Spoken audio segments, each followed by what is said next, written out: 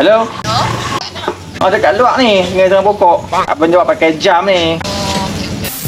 Itu antara features yang paling simple dalam smartwatch dari Gojodok model FP033 ni, di mana hampa boleh jawab call terus daripada jam ni, boleh dengar lagu daripada speaker built-in ni. Bagi aku dia punya sound not bad lah. Takkan hampa nak dengar sambil masak, sambil buat kerja rumah ni, memang layan lah. Dan function dalam smartwatch ni sama juga macam function yang ada dalam smartwatch yang mahal-mahal tu. Contoh macam bacaan jantung, bacaan waktu tidur, bacaan stres dan bacaan suhu persekitaran. Dan bagi hampa yang memang suka bersukan, jam ni memang pilihan yang tepat lah. Hampir kebanyakan sukan ada feature dalam jam ni.